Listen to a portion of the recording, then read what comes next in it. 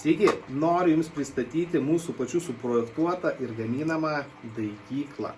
Ši daigykla susideda iš kelių elementų. Tai yra pirmiausia pati bazė, į kurią pilasi vanduo, vėliau įsistato indeliai, kuriuose yra daiginamos mūsų sėklos ir paskui, tol kol bus pasiruošę jau daigai iškeliauti į sodinimą, ar tai į hidroponiką, ar tai tradicinę žemę, tradicinį dirvožemį. Tai ši daigykla gali Jums būti puikus pagalbininkas ir puikus, rinkim taip, grožio papuošimas Jūsų namuose, nes mes ją darėm taip, kad jinai būtų ne tik tai kaip ir sprendimas, bet kartu ir kaip namų papuošimas daiginant ant palangės.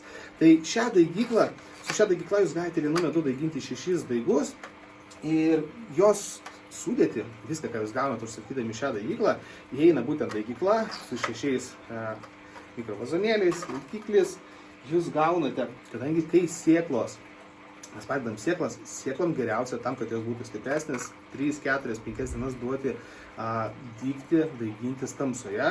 Todėl komplektą įeina specialūs dangteliai, kurie izoliuoja šviesos patekimą į vidų ir taip sėkla būna visą laiką tamsoje.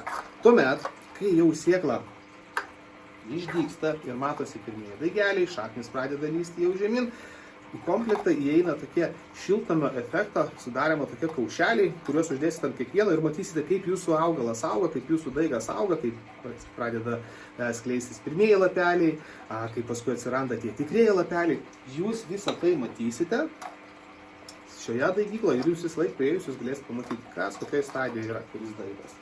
Ir taip pat papildomai dar pridedu prie šitos daigyklos 12, ypač tie, kurie daiginsis ir auginsis hidroponiniu būdu, tai yra 12 kubelių akmens vatos, kurie bus puikus pagalbininkas Jums Jūsų sėklai stabilizuoti ir kur jinai bus pirmosiomis dienomis drėkinama, iš kurios pasiims drėgmę, tai yra iš šito kubelio. Tai visą šitą rinkinuką Jūs gaunat užsakydami, niekur kitur tokios daigyklos nerasit, kadangi tai yra mūsų pačių suprojektuota ir aš tikiuosi, kad tie, kas įsigys, Jūs galės džiaugtis, matydami savo tokį grožį ant palangės savo namuose.